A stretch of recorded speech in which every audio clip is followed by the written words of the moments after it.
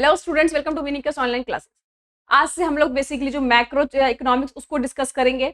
यहाँ पे macro economics का जो मनी चैप्टर है, देखिए मनी मैंने अलग बनाया और बैंकिंग अलग बनाया ताकि आप मनी पे सारी जो क्लियरिटी है वो आप लोग को अच्छे से हो सके। तो इस वीडियो के अंदर हम लोग केवल और केवल मनी की जो एमसीक्यूज है वो डिस्कस करेंगे। नेक्स्ट वीडियो में हम लोग बैंकिंग को डिस्कस करेंगे।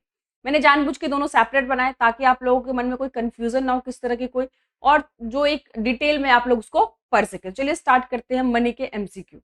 तो फर्स्ट ही क्वेश्चन है, what is the problem of barter system. आपका चैप्टर ही स्टार्ट होता है बार्टर सिस्टम से स्टार्ट होता है, जिसको हिंदी वस्तु विनिमय प्रणाली कहते थे, जहां पे गुड्स के बदले गुड्स एक्सचेंजेस होते थे, बट उनके बहुत सारे डिमेरिट्स थे, बहुत सारे प्रॉब्लम्स थे, बैरियर्स थे। तो वो कह रहा है कि what is the problem of the barter system. Barter system की क्या क्या प्रॉब्लम थी। सबसे पहला है कि lack of the double coincidence of want, यानी कि दोहरे संयोग का अभाव। यानी कि पहले क्या करना पड़ेगा, आपको एक ऐसे पर्सन को ढूंढना पड़ेगा जिसके पास आपकी जरूरत की चीज हो, और उस पर्सन को भी आपके ही पास जो गुड्स अवेलेबल उसको भी उसी की जरूरत हो। अगर मान लो कि आपकी जरूरत चीज तो उस व्यक्ति के पास है, पर आपके पास जो गुड्स है वो दूसरों को नहीं चाहिए, तो हमारे बीच में क्या होगा, लेन देन कंप्लीट नहीं हो पाता था। ये अपने आप में बहुत बड़ी दिक्कत थी। तो सच में बहुत बड़ी दिक्कत थी। Difficulty the measurement of value, हर चीज को डिफरेंट डिफरेंट मेजरमेंट है। किसी को किलोग्राम में मापते हैं, किसी को लीटर में मापते हैं, किसी को मीटर में मापते हैं, किसी को सेंटीमीटर मापते हैं। तो ये जो दिक्कत थी बहुत ज्यादा थी, कितने मेजर करना है, कैसे उसको पेमेंट्स करनी है। तो ये भी बिल्कुल सही डिफिकल्टीज थी। Difficulty in store of value, देखो कोई भी गुड्स कितना ही ज्यादा ड्यूरेबल नेचर का क्यों ना, बाय द टाइम उसकी वैल्यू घट जाती है, खराब हो जाती है, उसकी कीमत घट जाती है। उसको स्टोर करने के लिए जगह भी बहुत चाहिए, ये भी बहुत बड़ी डिफिकल्टीज थी। थर्ड है ऑल ऑफ दीज। तो तीनों ही डिफिकल्टीज थी। तो हमारा ऑप्शन क्या, आंसर क्या होगा, all of these. Lack of double coincidence की भी प्रॉब्लम थी, difficulty in measurement of value की प्रॉब्लम थी, और स्टोर की भी प्रॉब्लम थी। तो ये तीनों ही जो है बार्टर सिस्टम की प्रॉब्लम थी, इसलिए आंसर आपका ऑल ऑफ दीज है। नेक्स्ट है, what are the alternative measure of money supply in India. Alternative source money supply क्या इंडिया में, M1 M2 M3 M4 all of this. तो इसका आंसर है ऑल ऑफ दिस। अभी हम आगे डिटेल में पढ़ेंगे कि M1 में क्या आता है, M2 में क्या आता है, M3 में क्या आता है। M1 को सबसे ज्यादा लिक्विड मनी माना जाता है, M4 को सबसे ज्यादा लीस्ट लिक्विड माना जाता है। हम ऊपर से नीचे की ओर जाते थे, हमारी लिक्विडिटी डिक्रीज होती जाती है, लेकिन प्रॉफिटेबिलिटी बढ़ती जाती है। नीचे से ऊपर की ओर जाते थे, प्रॉफिटेबिलिटी डिक्रीज होती रहती है। तो ये सब चीजें हम आगे एक एक क्वेश्चन में डिस्कस करेंगे। कह रहा है which of the following is the narrow major of money supply. जो अभी मैंने क्वेश्चन बताया कि M1 M2 M3 M4 ये चार हमारे पास मनी सप्लाई के मेजरमेंट्स है, उसमें सबसे ज्यादा जो कह रहा है कि नैरो मनी किसको कहा गया। तो पहले दो को नैरो मनी कहा गया और नीचे वाली दो जो उसको प्रॉफिटेबिलिटी कहा गया। लेकिन यहाँ पर एक हमें ऑप्शन लेना हो तो M1 को लेंगे। विच of the following narrow major of money supply, तो इसका आंसर होगा M1। और ये सबसे ज्यादा लिक्विड होता है, ये प्रॉफिटेबिलिटी इसमें कम होती है लेकिन लिक्विडिटी बहुत ज्यादा होती है। कह रहे which among the following the near money. देखिए एक तो होता है लिक्विड मनी, जो डायरेक्ट हम मनी के रूप में इसको यूज कर लेते हैं, जैसे कैश हमारे पास है या बैंक में पैसा पड़ा हुआ है। लेकिन एक होता है नियर मनी, जो कि मनी के जैसे ही इसको इस्तेमाल कर सकते हैं, बट उसको कैश में कन्वर्ट करने में थोड़ा सा हमें टाइम पीरियड लगता है। वो मनी लिक्विड में है, उसको नियर मनी कहते हैं। तो कह रहा है इसमें से कौन सा है, क्या बॉन्ड्स है नियर मनी, क्या सिक्योरिटीज है, क्या इंश्योरेंस पॉलिसी है, ऑल ऑफ दीज। इसका आंसर है ऑल ऑफ दीज। अभी आपने चैप्टर पढ़ा होगा तो नियर मनी में आपको डेफिनेशन के साथ जो भी एग्जांपल दिए वो सारे ही इसके एग्जांपल के अंदर आते हैं, तो इसीलिए हमारा आंसर क्या, ऑल ऑफ दीज। कह रहा है the most liquid major of money supply. Money supply के सबसे मोस्ट लिक्विड क्या है। अभी मैंने बताया कि M1 सबसे लिक्विड है, M2 उससे कम लिक्विड है, M3 उससे भी कम लिक्विड है, M4 सबसे कम लिक्विड है। इसमें पूछा मोस्ट लिक्विड, तो आपका आंसर क्या होगा, M1।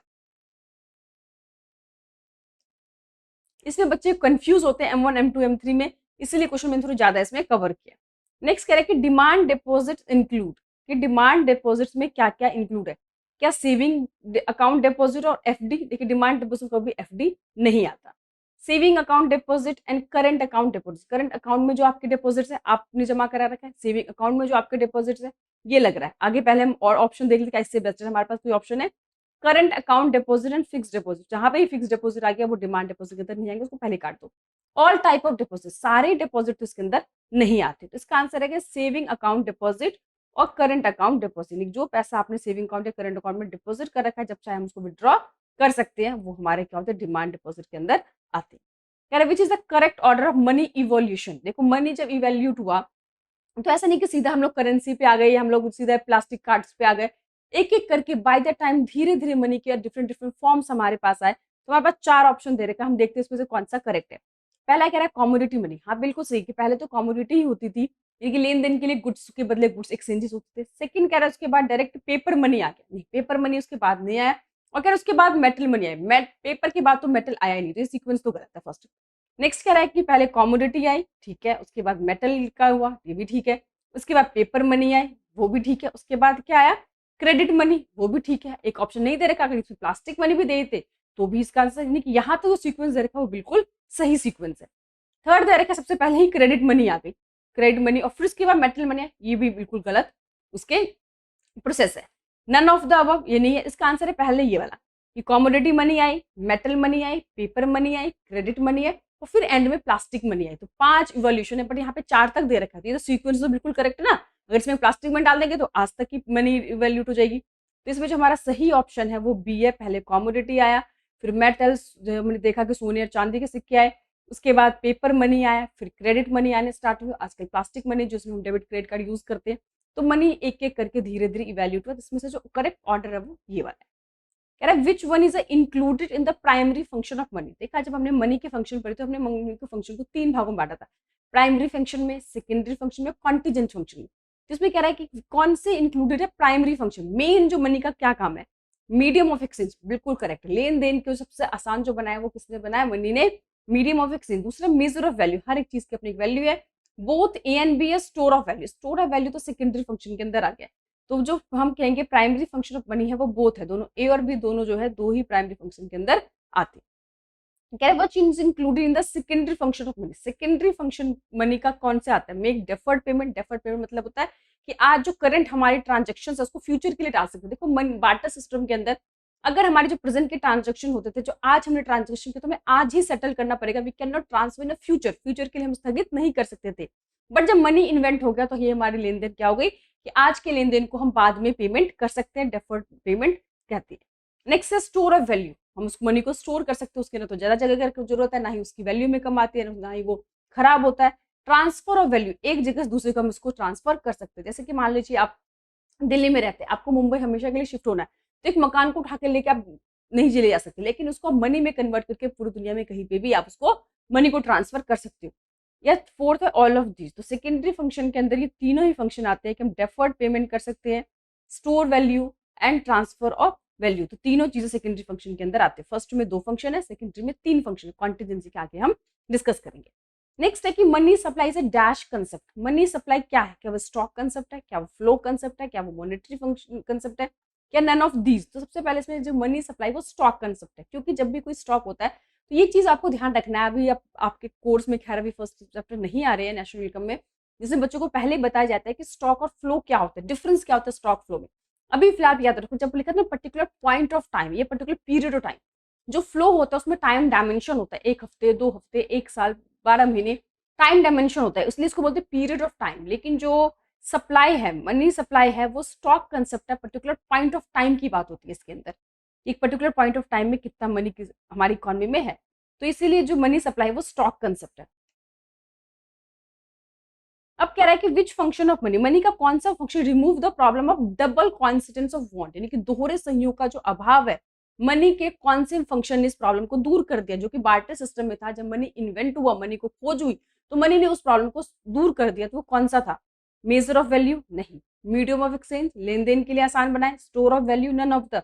इसका आंसर मीडियम ऑफ एक्सचेंज। पहले क्या होता था, पहले कोई वस्तु के बदले वस्तु हमें दे, ऐसा जरूरी नहीं था। क्यों, क्योंकि पहले हमें एक ऐसे पर्सन को ढूंढना पड़ेगा जिसके पास हमारी जरूरत की चीज हो और उस पर्सन को वही चीज की जरूरत हो जो कि हमारे पास हो, तो ही हमारे दोनों के बीच में ट्रांजेक्शन हो सकता था।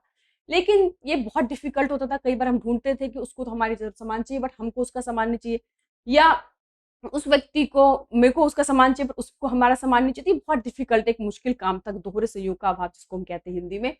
लेकिन जब मनी इन्वेंट हुआ, देखो मनी क्या है, एवरी पर्सन के द्वारा एक्सेप्टेबल है। जब मनी के द्वारा हम कुछ भी कभी भी बाई कर सकते हैं, और कोई भी पैसा पर्सन आपको मनी लेने से मना नहीं कर सकता, पैसे लेने से मना नहीं कर सकता। ठीक है, मैं आपको पैसे के बदले सामान नहीं दूंगा, लेकिन सामान के बदले सामान देने से वो मना कर सकता था। तो मनी ने इस कौन से प्रॉब्लम को सॉल्व कर दिया, डबल कॉन्सिडेंस के मीडियम ऑफ एक्सचेंज, लेन देन के काम को बहुत ज्यादा इजी बना दिया, क्योंकि मनी जो है एवरी पर्सन के द्वारा एक्सेप्टेबल है। नेक्स्ट कह रहा है which of the function allow the payment to be delay till future date, यानी कि आज की जो पेमेंट्स हम फ्यूचर के लिए डिले कर सकते हैं, टाल सकते हैं, ये कौन सा फंक्शन मनी बताता है। इसका आंसर है स्टैंडर्ड ऑफ डेफर्ड पेमेंट। अभी हमने डिस्कस किया था, जो सेकेंडरी फंक्शन के अंदर आती। फिर कह रहा है which of the following is least liquid of the money supply. M1 सबसे ज्यादा वो है लिक्विड है, तो हमको पता है, लेकिन लीस्ट लिक्विड, सबसे कम लिक्विड कौन सा इन सब में से, तो M4 जैसे जैसे हम ऊपर से नीचे की ओर जाएंगे लिक्विडिटी क्या होती है, घटती चली जाती है और प्रॉफिटेबिलिटी बढ़ती चली जाती है। अगर यहाँ पर सबसे हाई प्रॉफिटेबिलिटी मनी कौन सी है तो M4, लीस्ट लिक्विडिटी M4, याद रखें। नेक्स्ट है कि which one of the statement is correct, इसमें कौन सा स्टेटमेंट जो है वो करेक्ट है। M3 जो है वो इक्वल है M1 plus net term deposit with bank पे। M3 इक्वल टू में M1, M3 के अंदर M2 बिल्कुल भी नहीं आता, पहले ही ऑप्शन गलत है। M3 के अंदर फिर से M2 है, ये भी नहीं है। M2 के अंदर M3 कभी पॉसिबल नहीं है। तो सही ऑप्शन क्या है, जो M3 है वो किसके इक्वल है, M1, यानी कि M1 के जितने भी एलिमेंट्स आते हैं वो सारे, प्लस जो net time deposit with bank, यानी कि बैंक के पास जो भी नेट टाइम डिपॉजिट्स है उन दोनों को मिला देंगे तो हमारा क्या बन जाता है M3, जिसमें से ये वाला जो स्टेटमेंट है वो बिल्कुल करेक्ट है। कह रहा barter system refers to that system which where in, कि बार्टर सिस्टम क्या था, उसमें क्या होता था, goods are exchange for goods, goods के बदले गुड्स मिलता था। Goods are exchange at all, किसी भी चीज में नॉट एट ऑल कुछ एक्सचेंजेस नहीं होते थे। Goods are exchange for domestic currency, good domestic currency हमें मिल जाता था या हमें फॉरेन करेंसी मिलता था। तो भैया बार्टर सिस्टम में होता क्या था, गुड्स के बदले गुड्स एक्सचेंज होते थे, कि मेरे पास कोई गुड्स होगा, आपके पास गुड्स होगा और हम लेन देन के लिए क्या करेंगे, आपस में एक दूसरे की गुड्स को यूज कर लेंगे, वही एक्सचेंज बार्टर सिस्टम कहलाता था। कह रहे विच of the following is the components of M1 measure of the money, which of the following, इसमें से कौन सा जो है वो कॉम्पोनेंट्स है M1 के। टाइम डिपॉजिट बिल्कुल नहीं, बिल्स ऑफ एक्सचेंज ये भी नहीं, ट्रेजरी बिल ये भी नहीं, इसका आंसर है नन ऑफ दीज। ये मैंने जानबूझ के डाला कि आज तक होता क्या था, कोई भी नन ऑफ दीज में आंसर देती नहीं थी, बच्चों को लगता है शायद इसमें कोई ना कोई तो ऑप्शन होगा ही होगा, वो कुछ ना कुछ उसमें टिक कर देते। जरूरी नहीं है कि इसमें आपका नन ऑफ दीज भी आंसर आ सकता है, कि हो सकता है आपको जो ऑप्शन देगा उसमें से कोई भी उसमें अंदर ना हो। समझ में आती, जानबूझ के मैंने दिया कि अभी तक आपको क्या लगता था कि इसमें कोई ना कोई आंसर तो होगा ही होगा। नन ऑफ दीज के कम ऑप्शन देखे आपने, तो इसलिए मैंने जानबूझ के डाला नन ऑफ दीज की, ताकि आपको पता चले कि जरूरी नहीं है कि जो ऑप्शन देखे वो उसके अंदर होंगे ही, हो सकता है उसके अंदर नहीं भी ऑप्शन। फिर कह रहा है जो full bodied money is the money whose money value and commodity value, कि जो फुल एम्बॉयडेड मनी है वो मनी है जिसकी मॉनेटरी वैल्यू, मनी वैल्यू और जो कॉमोडिटी की वैल्यू है वो दोनों क्या होंगे, हमेशा इक्वल होंगे। जैसे आपने देखा था गोल्ड के कॉइन्स स्टार्ट हुए थे, तो उसमें जितनी भी फेस वैल्यू होती थी और ये जो भी कॉइन की वैल्यू होती थी वो हमेशा दोनों क्या होते थे, इक्वल होते थे, उसको बोलते थे फुल बॉडीड मनी। नेक्स्ट है मनी सप्लाई रेफर्स टू, कि मनी सप्लाई की डेफिनेशन की बात हो रही है कि total volume of the money held by the public at a particular point of time. तो मैंने अभी बताया कि मनी सप्लाई के अंदर पर्टिकुलर पॉइंट ऑफ टाइम होता है। दूसरा हम दे रखा है over a period of time, इसमें टाइम डायमेंशन नहीं होता क्योंकि स्टॉक कंसेप्ट का है। अभी हमने क्वेश्चन किया ना, total volume of the money held by the government, नहीं, और both an A and B बिल्कुल भी नहीं। तो मनी सप्लाई क्या है, total volume of money held by the public at a particular point of time, से पॉइंट ऑफ टाइम आता है, इसीलिए स्टॉक कंसेप्ट का है, भी मैंने पीछे ऊपर आपको बताया था। कह रहे विच of the following is not a credit money, इसमें से कौन सा जो है, अच्छा क्रेडिट मनी है, which of the following is a credit money, cheque and draft बिल्कुल क्रेडिट मनी है, प्रॉमिस नोट ये भी क्रेडिट मनी है, एक्सचेंज नोट ये भी क्रेडिट मनी है। इसका आंसर का ऑल ऑफ दीज, ये सारे ही क्या है, क्रेडिट मनी के अंदर आते हैं। कह रहा high powered money consist of, देखिए हाई पावर्ड मनी और एक मनी है, इसमें डिफरेंस समझना आप के लिए बहुत जरूरी है क्योंकि उसमें भी बच्चों को बहुत कंफ्यूजन होती है। देखिए मनी और हाई पावर मनी दोनों के अंदर जो भी करेंसी क्वाइन जो भी हेल्ड पब्लिक के पास है वो दोनों में ही आते हैं, मनी में भी आते हैं और हाई पावर्ड मनी में भी आते हैं। लेकिन उन दोनों में क्या डिफरेंस है कि जब मनी है उसके अंदर क्या आते हैं, डिमांड डिपॉजिट्स आती है जो भी बैंक के पास होते हैं, लेकिन इसके अंदर रिजर्व्स भी आते हैं। दोनों में क्या डिफरेंस है, उसमें डिमांड डिपॉजिट आते हैं और हाई पावर्ड मनी के अंदर जो रिजर्व बैंक, जो भी कमर्शियल बैंक के पास रिजर्व होते हैं, मैंने बताया था ना जितना भी उनके पास पैसा होता है उस पर्टिकुलर रिजर्व अपने पास होल्ड करके रखते हैं, तो वो रिजर्व जो है वो किसके अंदर आते हैं, हाई पावर्ड मनी के अंदर आते हैं। तो उसमें क्या रहा है कि ध्यान से देखो कि currency cash reserve with bank and demand deposit, तो मैंने बताया हाई पावर मनी में डिमांड डिपॉजिट नहीं आते, वो किस में आते हैं, मनी में आते हैं। Currency held by the public ये बिल्कुल आते हैं, and cash reserve with the bank, ये दोनों चीज जिसमें होगा, currency held by the public और जो कैश रिजर्व बैंक के पास है, ये दोनों जिसके अंदर होंगे ये हमारा क्या होता है, हाई पावर्ड मनी होती है। कह रहे dash are term as a legal tender money, legal tender money किसको बोला जाता है, जो लीगली सभी के द्वारा एक्सेप्टेबल है, तो उसको क्या डिमांड डिपॉजिट कहा जाता है, क्या टाइम डिपॉजिट कहा जाता है, क्या इंट्रा बैंक डिपॉजिट को, या करेंसी नोट को। लीगल टेंडर मनी जो है इसमें से हम कहेंगे वो क्या है, करेंसी नोट, जितने भी पेपर करेंसीज होते हैं वो हमारा क्या होते हैं, लीगल टेंडर मनी। आपने देखा था ना कि मनी की डेफिनेशन दे रखा है, लीगल टेंडर मनी, लीगल में फिर क्या, limited legal tender, unlimited legal tender. Non legal tender money या ऑप्शनल मनी भी जिसको कहा गया। तो वो कंसेप्ट जो है हमने डेफिनेशन जो डिफरेंट डिफरेंट टाइप की पढ़ी थी, किसी के हमने उसके फंक्शन के बेसिस पे पढ़ा था, फिर हमने उसके कुछ लीगल के बेसिस पे पढ़ा था। तो यहाँ पे कह रहा है जो कॉइन जो हमारे करेंसी नोट्स होते हैं वो से हम क्या करते हैं term as a legal tender money, और इस मनी को सभी के द्वारा एक्सेप्ट करना पड़ता है। कह रहा है कि the item which are not include in the M1 measure of money, जब हम M1 निकालते हैं इसमें से कौन सा आइटम इंक्लूड नहीं करते। ध्यान से पढ़ना कि किसको इंक्लूड करते हैं, कब ये पूछा है, कब नहीं इंक्लूड करते ये पूछा है। ये चीज बहुत ना, कई बार क्या होती है एक्साइटमेंट इतनी ज्यादा एग्जाम में होती है कि हमें आंसर पता होता है बट हम क्वेश्चन को ठीक से नहीं पढ़ते। तो क्वेश्चन को ठीक से पढ़ना बहुत जरूरी है। उसके बाद ऑप्शंस को देखिए, जिसने पूछा not include in the M1 measure of supply. तो पहला currency and coin with the public, ये तो आता ही है, पहले ही हमने देखा था M1 के अंदर। अदर डिपॉजिट विद RBI, ये भी देखा था हमने। Net time deposit with bank या नेट डिमांड डिपॉजिट, जो नेट टाइम डिपॉजिट्स होते हैं वो M1 के अंदर नहीं आते, वो किसमें आते M3 के अंदर आते। देखा था ना जब M3 हमने कैलकुलेट किया था तो M1 के सारे components plus net time deposit with bank को हम ऐड करते तो हमारा M3 आता है। उसमें तुमसे M1 की मेजरमेंट पूछिए तो M1 में करेंसी कॉइन विद पब्लिक आते हैं, अदर डिपॉजिट विद RBI आते हैं, net demand deposit with bank, ये तीनों चीजें आती है। तो क्या नहीं आता, नेट टाइम डिपॉजिट जो है वो इसमें M1 का मेजरमेंट नहीं है।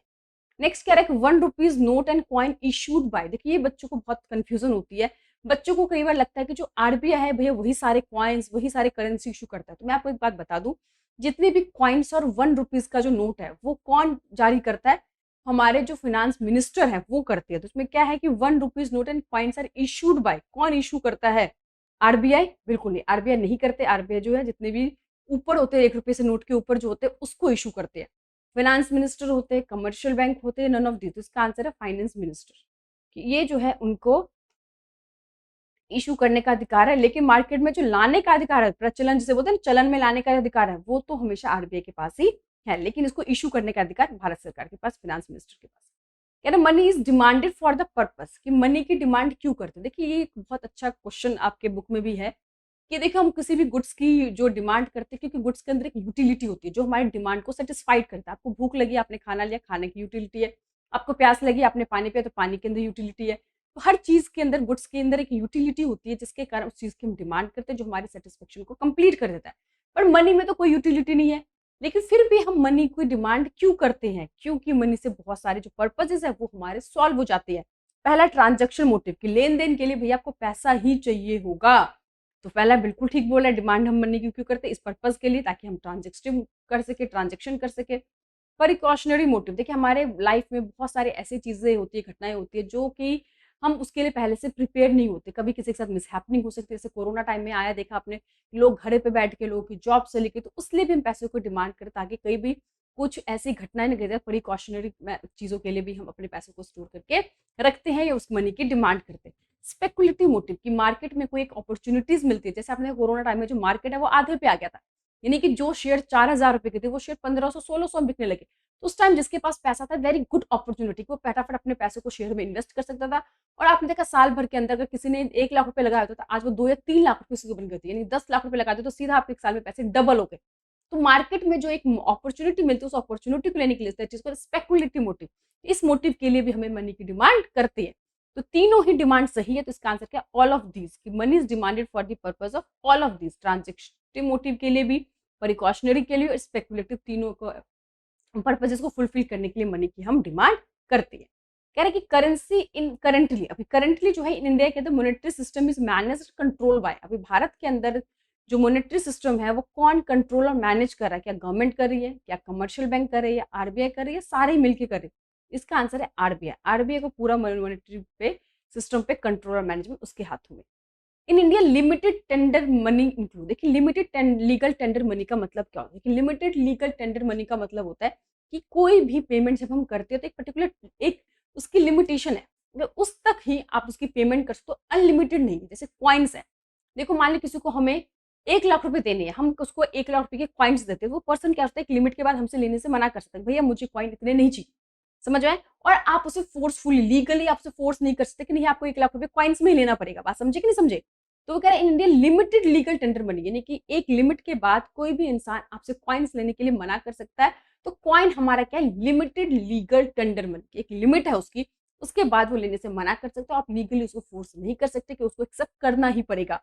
तो वो जो लीगल है ना, लिमिटेड लीगल टेंडर मनी है, वो क्या है? Currency, cheque, coins. तो याद रखना कॉइन्स जो है वो हमारी लिमिटेड लीगल टेंडर मनी के अंदर आते हैं। लिमिटेड लीगल टेंडर मनी का मतलब होता है एक लिमिट तक ही वो पर्सन एक्सेप्ट कर सकता है, उसके बाद वो एक्सेप्ट करने से मना कर सकता है। बहुत सारे लोग होते हैं जो बड़ी बड़ी पेमेंट्स होते हैं कॉइन्स में नहीं लेना चाहते, तो आप उनको फोर्स नहीं कर सकते, नहीं आपको एक्सेप्ट करना ही पड़ेगा। आगे हम उसके बारे में पढ़ेंगे कि अनलिमिटेड लीगल टेंडर मनी क्या होता है। तो अभी पहले हम पढ़ते हैं कि नॉन लीगल टेंडर मनी और ऑप्शनल मनी किसे कहते हैं। नॉन लीगल टेंडर मनी का मतलब है कि आप लीगली उसको किसी पे फोर्स नहीं कर सकते कि आपको एक्सेप्ट करना ही पड़ेगा, वो ऑप्शनल है। अगर वो एक्सेप्ट करता है तो ठीक है, नहीं भी एक्सेप्ट करता तो आप उसे कोर्ट नहीं ले सकते कि भैया केस नहीं कर सकते कि नहीं लीगली तुम्हें लेना ही पड़ेगा, ऐसे कोई ऑब्लिगेशन बिल्कुल भी नहीं है। चेक या ऑप्शनल मनी के अंदर आते हैं, नॉन लीगल टेंडर मनी है। बैंक ड्राफ्ट, ये सब हमने ट्रांजेक्शन को ईजी करने के लिए ले रखा है, ठीक है। Bills of exchange, all of this, ये सारे ही क्या है, नॉन लीगल टेंडर मनी के अंदर आते हैं, इसीलिए इसको ऑप्शनल मनी भी कहते हैं। ये सब हमने अपने खुद से ट्रांजेक्शन को इजी बनाने के लिए सब चीजें खुद को इन्वेंट किया है। आरबीआई की तरफ से कोई लीगली इसको एक्सेप्ट करना कंपलसरी नहीं है। अब है कि अनलिमिटेड लीगल टेंडर मनी के, अनलिमिटेड यानी कि आप किसी भी लिमिट तक उसकी पेमेंट कर सकते हो और सामने वाला पर्सन लेने से मना नहीं कर सकता। फॉर एग्जाम्पल आपको उसे 1 लाख रुपए पेमेंट करना है, क्वाइंस में एक लिमिट के बाद लेने से मना कर सकता है, उसको ये अधिकार है सामने वाले जो रिसीव करने वाला है। लेकिन अगर आप उसकी पेमेंट करेंसी में करते हो, जैसे कि मान लो आपको 1 लाख रुपए देने हैं, आप उसको 500-500 रुपए के नोट देते हो या 100-100 रुपए के नोट देते हो, वो पर्सन कहता है नहीं मुझे तो भैया 2000 रुपए की नोट चाहिए वरना मैं नहीं तुम्हारे एक्सेप्ट करूंगा, तो वो क्या है, आप उसको इलीगली फोर्स कर सकते हो कि नहीं आपको एक्सेप्ट करना ही पड़ेगा, मैं 500 का नोट दूंगा तो भी आपको लेना पड़ेगा। समझ में? ये नहीं कि आपके 2000 के नोट को मैं डिमांड फुलफिल करूँ। तो जितने भी हमारे करेंसी होते, पेपर करेंसी होते, वो क्या होते हैं, अनलिमिटेड होते हैं, यानी कि अनलिमिटेड हम उसको पेमेंट कर सकते हैं और सामने वाला पर्सन उसको मना नहीं कर सकता, उसे एक्सेप्ट करना ही पड़ेगा। तो अनलिमिटेड लीगल टेंडर मनी किसको कहा गया, ध्यान रखना, पेपर करेंसी को। कह रहा है कि M4 जो है उसका फॉर्मूला क्या है। जो M4 में, ये तो ठीक है कि M3 आता है, क्या नेट टाइम डिपॉजिट आता है? बिल्कुल नहीं। क्या डिमांड डिपॉजिट आते हैं? बिल्कुल भी नहीं। Saving deposit of post office? ये भी नहीं। All deposit of post office, सारे डिपॉजिट पोस्ट ऑफिस के आते हैं, बस एक्सक्लूडिंग NSC। NSC मतलब नेशनल सेविंग सर्टिफिकेट को छोड़कर जितने भी हमारे पोस्ट ऑफिस के डिपॉजिट होते हैं वो, प्लस अगर M3 में जितने भी कॉम्पोनेंट्स है, M3 के अंदर हमने देखा था कि क्या थे कि M1 plus net time deposit, ये मिलके हमारा क्या बन जाता है, M3। और M4 कैसा था कि M3 के सारे कंपोनेंट्स प्लस जितने भी हमारे पोस्ट ऑफिस के डिपॉजिट है NSC को छोड़कर उसमें हम ले लेते तो वो क्या बन जाता है हमारा M4। तो यहाँ पे M4 का फॉर्मूला पूछा है, तो इसमें आएगा all deposit of post office excluding NSC। Next dash से लीस्ट लिक्विड, इसमें से कौन सा जो है सबसे लीस्ट लिक्विड है। तो मैंने आपको बताया था कि जो M4 है लीस्ट लिक्विड है, क्योंकि प्रॉफिटेबिलिटी बहुत ज्यादा है इसके अंदर। जैसे मैंने अभी आपको ऊपर भी बताया था कि जैसे जैसे हम जैसे M1, M2, M3, M4, सबसे लीस्ट सबसे हाई लिक्विड मनी M1, उससे कम M2, उससे कम M3 और सबसे कम M4। ये तो जैसे हम ऊपर से नीचे की ओर जाते हैं हमारी लिक्विडिटी डिक्रीज होती रहती है। लेकिन जो अगर M4 सबसे ज्यादा प्रॉफिटेबिलिटी, अगर ये पूछा जाएगा सबसे हाईएस्ट प्रॉफिटेबिलिटी मनी कौन सी है, तो M4, M3 उससे कम, M2 उससे कम और M1 तो सबसे कम प्रॉफिटेबिलिटी होगा। तो इस तरह से सीक्वेंस को घुमा के ही पूछा जा सकता है, लिक्विडिटी पूछा जा सकता है, ब्रॉड मनी पूछा जा सकता है, ठीक है, नैरो मनी पूछा जा सकता है। जो M1 है वो नैरो मनी है, M4 जो है ब्रॉडर मनी है, ठीक है, हाइड मनी कौन सी है। तो ये सब चीजें आपको बेसिकली मनी के अंदर, लीगल टेंडर कौन सा है, अनलिमिटेड लीगल टेंडर कौन सा है, फुल एम्बॉयडेड मनी कौन सा है, मनी की जो फंक्शन है, बार्टर सिस्टम है, तो सभी कुछ जो पूरा चैप्टर एक एक लाइन को मैंने इसमें कवर किया ताकि आप लोगों को एक एक कंसेप्ट की मनी के अंदर से कुछ भी कहीं से आपसे पूछे तो आपको कोई भी क्वेश्चन छूटने नहीं चाहिए। इससे बाहर कोई भी मनी का क्वेश्चन बनता ही नहीं था, इसीलिए मैंने बैंकिंग को सेपरेट रखा है। तो अब नेक्स्ट क्लास में हम लोग बैंकिंग को यहाँ पर डिस्कस करेंगे। बाकी कोई भी दिक्कत हो, प्रॉब्लम हो, बहुत जल्दी, मैंने कहा सितंबर खत्म होते होते आप लोग के पास सारे MCQs आप लोगों को ह्यूमैनिटीज के मिल जाएंगे और जैसा मैंने प्रॉमिस किया था वैसा आप लोगों को बिल्कुल मिल जाएगा। बाकी कोई भी दिक्कत हो, कोई भी फीडबैक हो, आप लोग मुझे कमेंट कर सकते हो। Thank you.